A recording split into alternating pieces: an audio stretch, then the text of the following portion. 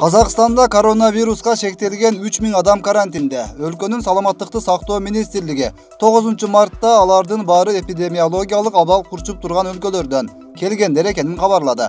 Булардын ичинен 1053 адам Кытайдан, Түштүк Корея жана Ирандан келишкен. 182 киши Италиядан, 2849 адам Германия жана Испаниядан келгендер. Расмий маалыматтарга караганда Казакстанда вирус жуктургандар катталган жок. Италияда акыркы суткада 97 киши коронавирустан өлдү. Бул убакытта илдет 1807 адамга жуккан. Өлкө боюнча жалпы 9172 киши ооруга чалдыккан. Өлгөндөрдүн саны 463 адамга жетти. Италиянын премьер-министри Джузеппе Конте жалпы өлкө боюнча карантин жарыяланаарын билдирди. Анын ичинде өлкө аймагында ээн эркин жүрүүгө тыюу салынат. Өлкөдөгү бардык спорттук мелдештер футбол чемпионаты 3 апрелге чейин токтотулду. Италияда коронавирустан улам түрмөдө жаткандарга жакындары менен жолугушууга тыюу салынгандан кийин бир катар абактарда тополоң болду. Бир түрмөдө барымтага алууга аракет болсо, башка абактарда эмелек жабдуулар өрттөлгөнү кабарланды. Мындан пайдаланып ондогон адамдар түрмөдөн качып кетти. Түрмөлөрдө кеминде 6 адам ажал тапканы маалымдалды.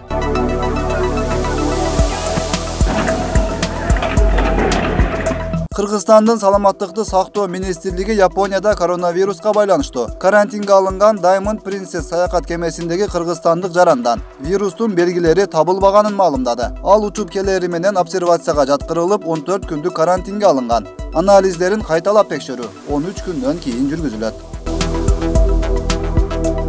Diamond Princess саякат кемеси 3 февралдан тартып вирустун айынан карантинге алынган. Анда 3000ден ашык киши бар. Алардын 400дөн көбүнө коронавирус жукканы аныкталган. Кемедеги кыргыз жараны 15 февралда Токиодогу аскердик госпиталда байкоого жаткырылган. Бир нече жолу анализдери коронавируска текшерилип таза чыккан. 29 февралда госпиталдан чыгарылган болчу. Кыргызстандын саламаттыкты сактоо министрлигинин маалыматына алайык. 9 мартта Стамбулдан учуп келген кыргызстандыктан коронавирус аныкталган жок. Учурда карантинге алынган жаран республикалык жугуштуу оорулар ооруканасына обсервацияга жаткырылды. Абалы туруктуу.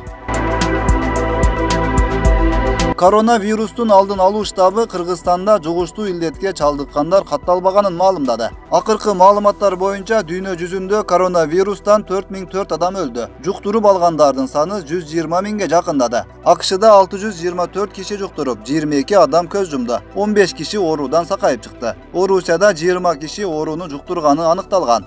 Каза болгондор тууралуу маалымат жок. Өткүрбек Рахманов, Регион.